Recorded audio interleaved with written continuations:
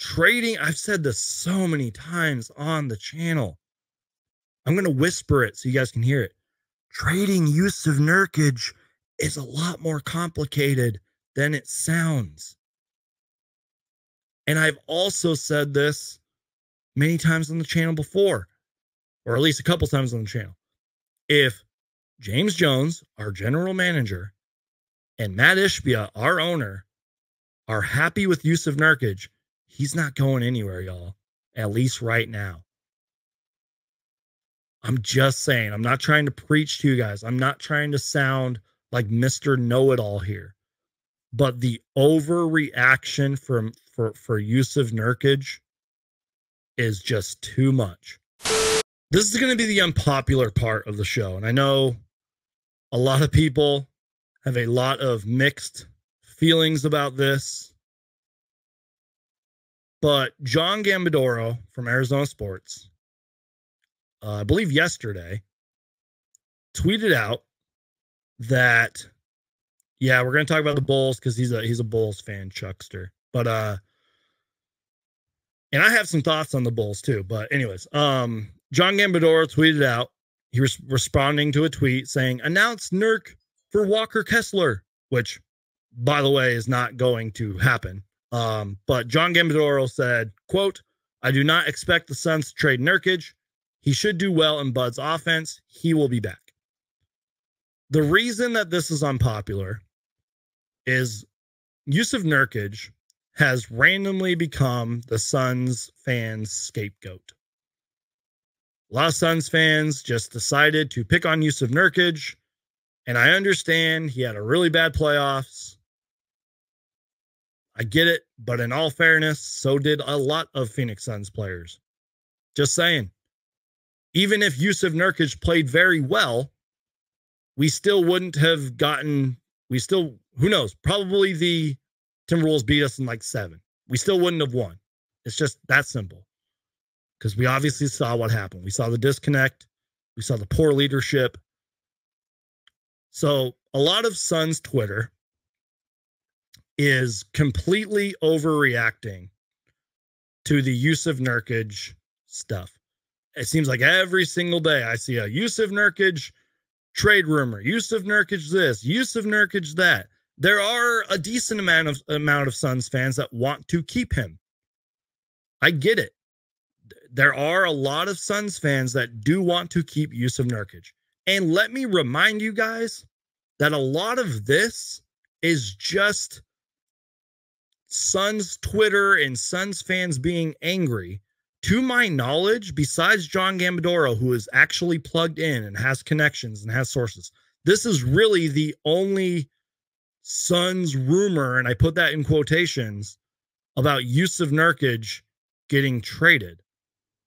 Like, there's been no, like, other solid reporting. Like, Mike Scotto hasn't said anything. Shams Charania, Adrian Wojnarowski, et cetera. All those, like, Flex from Jersey hasn't said anything to my knowledge.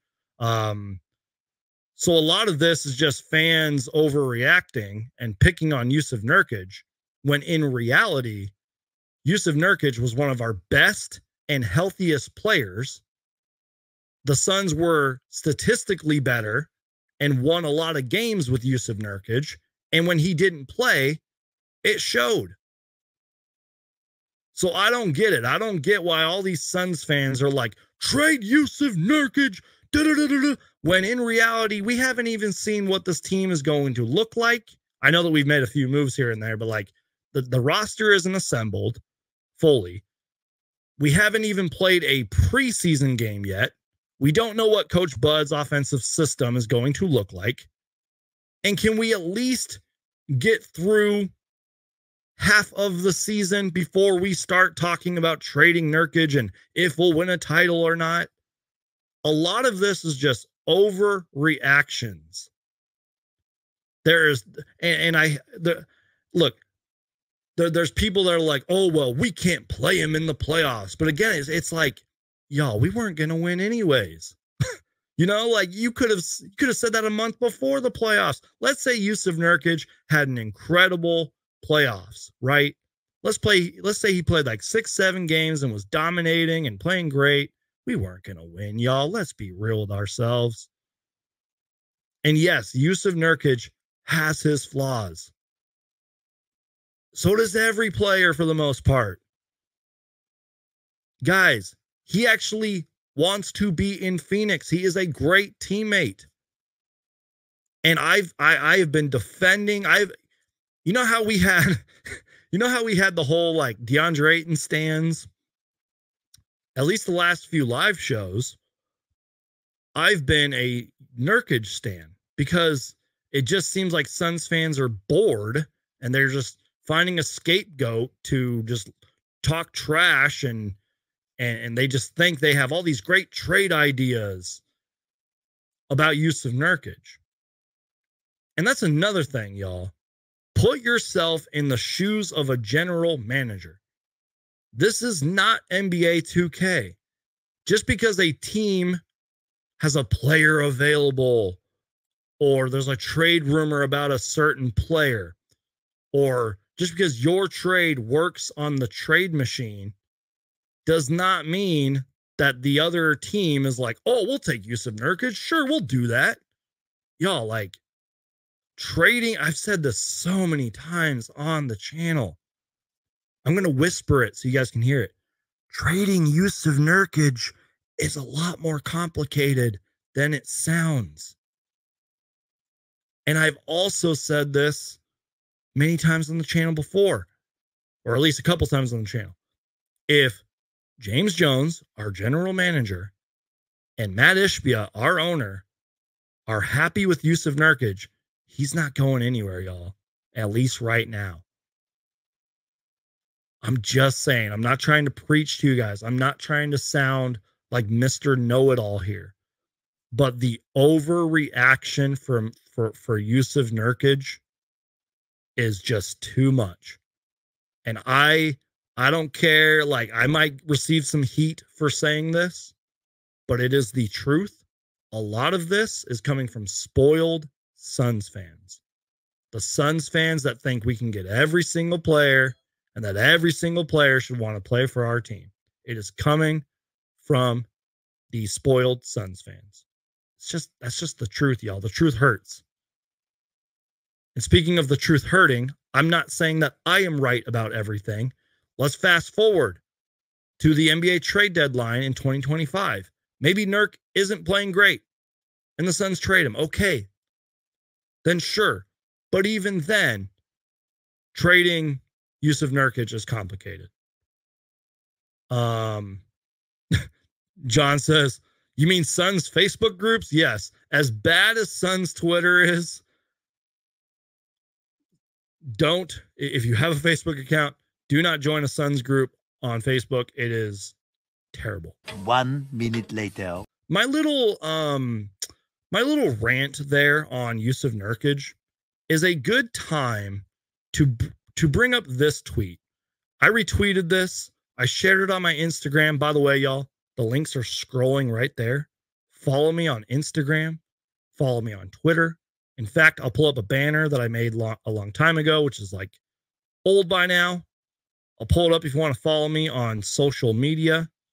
But my links are right there. You can also follow me on TikTok as well. Twitter, Instagram, TikTok. Follow me. Just search Suns Geek and you'll find me. But this is a good time to pull up a great tweet. Now, earlier, I'm not sure if this person's still watching, but we had a fan of the channel from Australia who was watching.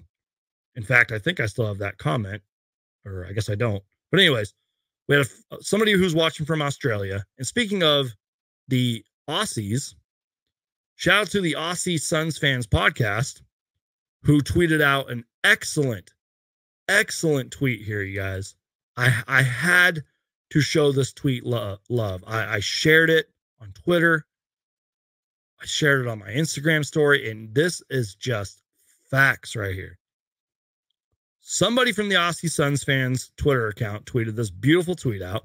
It's already got over 100 likes, 11 retweets, 8,000 views with this beautiful tweet who says, last year, as Suns fans were over the moon with the free agent period, you know, we're talking Drew Eubanks, Yuta Watanabe, Keita Bates-Diop, et cetera, proclaiming the greatest assembly of minimum players to ever hit the floor. And it ended very, very badly.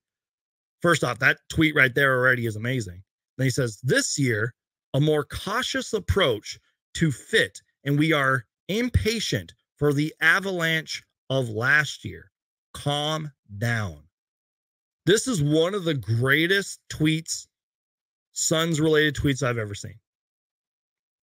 Last year, us Suns fans were over the moon with the free agency period, proclaiming it was the greatest assembly of minimum players to ever hit the floor. And it ended very, very badly.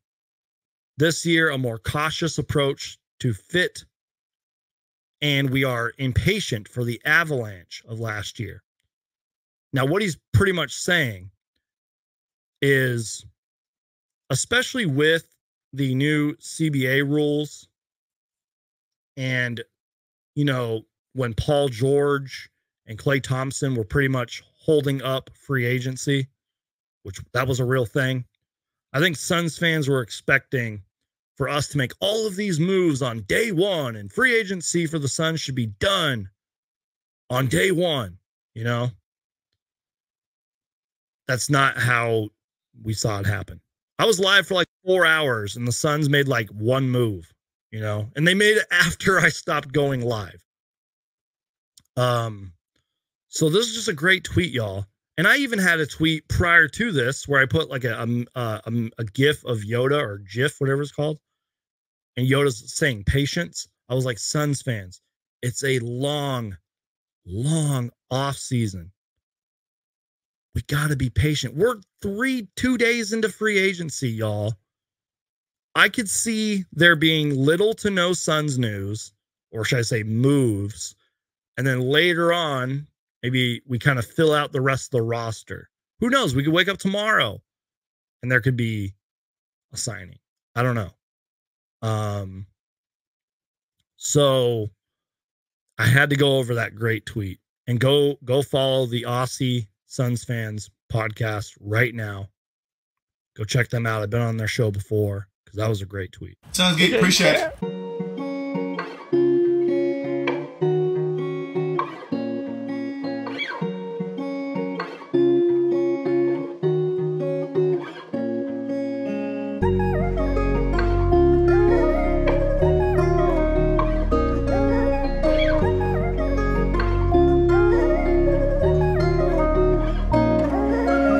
What's up, Suns?